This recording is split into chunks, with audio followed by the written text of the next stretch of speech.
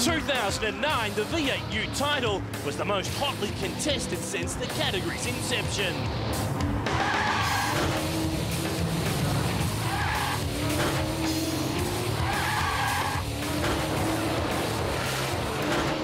Today, we celebrate a decade of V8 Ute mayhem.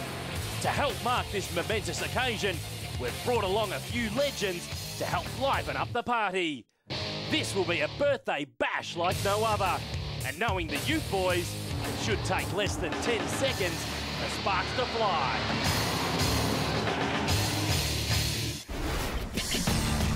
Well, there's no better place to start a brand new year in the Yokohama V8 Ute Series than here on the streets of Adelaide at the Clipsal 500. Now, this weekend, we've really mixed things up for you with a unique racing format. Two-time Ute champ Damien White's along with me. I think we're going to have some fun here. No, it's going to be great fun. You and me in the commentary booth, co-driving together. These guys out here, absolute mayhem in a standard Ute race. You throw the likes of Paul, the Dude Morris in there, and you know we're going to expect some mayhem. Surely, though, being a two-time Ute champion, it's got to hurt you not to be out there having a go. Mate, why don't you rub it in? I mean, you should focus more on the fact I'm co-driving with you, and that's a good thing for me. But I'd love to be out there. The V8 Utes are always exciting, and I'm really looking forward to it. We've doubled the field this weekend on the streets of Adelaide with a totally unique race format. Bryony Ingerson checks in with some of the legend drivers.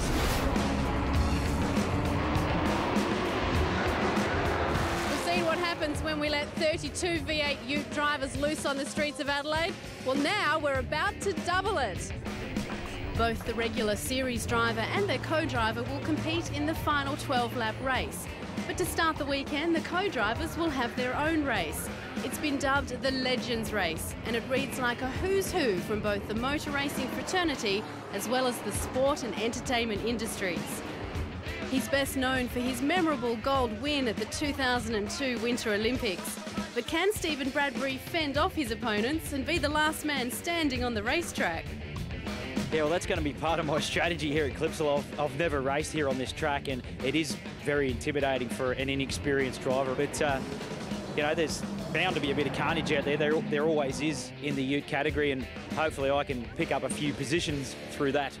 Australian stunt rider Robbie Madison holds the world record for the longest motorbike jump, and his daredevil ways appear to be following through into his V8 Ute driving style. In my first practice, I actually went out there and kissed the wall in turn 8, which is the most high-speed part of the track, and I was really looking to find my boundaries, and I found it on the red fence. I think, you know, as the weekend progresses, I'll definitely get faster and faster, and hopefully get some of these faster legends in the wall.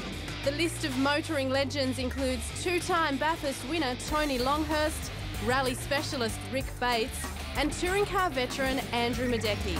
While representing the V8 supercar fraternity are Paul Morris, Steve Owen, Luke Youlden, as well as lone female entrant Leanne Tander, and the recently retired Cameron McConville, who's still adapting to his new apparatus. They really are fingertips. You've got to brake so gently because they lock tyres more easy than a V8 supercar or anything actually I've ever driven, and they're obviously quite taily as well, so trying to stop at each corner like I'm not spilling the coffee out of the cup holder, because if you're too hard on the brakes it's a bushfire off the front tyres.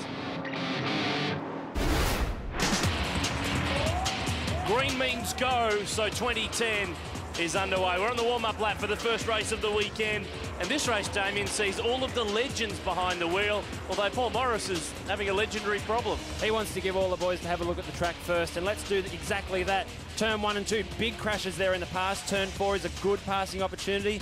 Through 7, the exit speed is important for the important turn 8, which has changed. The inside curb has been changed to make the corner a bit slower, and the hairpin, always big lockups at turn 14 onto the start-finish straight. 3.2 kilometres, 14 corners, 32 Utes, and, well, that's going to be a whole heap of fun. George Madecki starts on pole alongside Chris Pither. Now, George was in the series just the last couple of years. He's off in the United States racing. How did he get to be a legend? Well, he left his mark here before he left to go overseas, but look, great legends through there. The name Brock, Tony Longhurst on grid 16, all the way through. A young Kovacs. 10 years ago, I raced hard against his father. Now the son's on board. Robbie Madison starting 22nd. He'll share with Brad Patton. Great to have Rod Wilson here, the inaugural champion back in 2001. Rod Barrett, the FPV GM, is driving with David Cedars this weekend. And Stephen Bradbury, can he skate his way through from 31st on the grid? Race 1 on the streets of Adelaide. George Maniki to the left. Chris Pither, the Kiwi kid, back in the series on the right. It's a full field. The grandstands are packed. And 2010 is underway. Luke Yulden is in the blue Commodore on the second row of the grid. And Steve Owen is driving Kim Jane's Commodore. And when you look at those names, Medecky and Pither, great history in V8 Utes, but then Yulden, Owen, Zakanovic and McConville, this will be a cracker. And what about Paul Morris, the Samboy Commodore, sharing with Scott Jennings. Medecky leads down at turn 4. Got to say, everyone's well behaved. What's going on? Are they still in off-season slumber? Well, these aren't the regular Ute guys. These are the legends. So they may take a few corners to get into it. And the fact is, none of these drivers own these cars. They're treating them with great respect. Insert evil laughter here. There are 7 laps to go at the end of this one, though. Everyone well behaved on this first run to the turn 8 sweep. But this is one of the best corners in Aussie motor racing. Check this out. And then the run. Look at this, a lock-up already at turn 9. This is probably the best passing move on the track. And you see there in the Samboy Commodore, Paul Morris, he at the start was the first car to move to the right. No surprises there that Paul Morris looks keen to play. George Maniki, the leader, sharing with Jeremy Gray this weekend.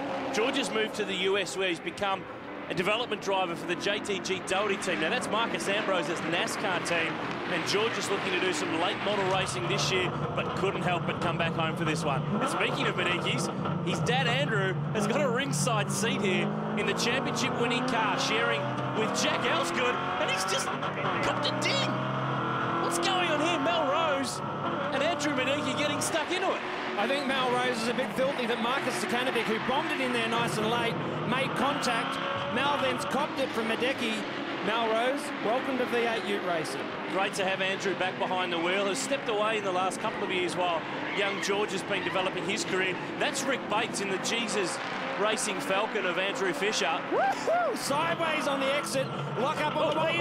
That's an unusual place to try to pass. Very lucky that Melrose showed great car control. Feeling the pressure. Man, it's happening. Rick Bates lunging straight through. Oh, Tim Shaw. And facing the wrong way, in a guard. Smoke him up, brother. The fans love it. Listen to them cheer. That's Reece McNally's car, the younger brother of former Rookie of the Year, Glenn McNally's taking over the car for the year. Bit of smoke there in the background. That's Cam McConville in Gary Baxter's Commodore. We'll keep an eye on what's going on there. Steve Owen hung out to dry here. I don't think he's going to give it up. He'll have the inside hit. Oh, that reminded me years ago of the pressure of V8 Ute racing. You have to love it. That move reminded me of Courtney and Lowndes years ago in the supercars. We've seen how that can end in tears. And they both ended up in the fence. Today, everyone ended up staying on the racetrack. There again, a big break-up lap by Paul Morris. The inside front tyre has absolutely been hammered, understeered off the track. Zakanovic and Morris now side by side. Plenty of action in this first race. Still that smoke continues. Oh, more than smoke, we've got a barbecue under the engine bay of Cam McConville's Sage Automotion Commodore, and that's terminal. He needs to get out of it right now. The team no doubt will be on the radio. It's quite ironic that Cameron McConville was talking about barbecuing the front tyres pre-race. Well, that's more than barbecuing the tyres, isn't it, Aaron? I think he's got a bit more of a drama. He pulls out on the exit of turn 3. Here's the Yokohama replay. And, yeah. Spectacular. Unfortunate, but very spectacular. One way to guarantee getting a run. But unfortunately, they've got some work to do. Back up front, here's Steve Owen, who's trucking along pretty nicely in Kim Jane's Commodore.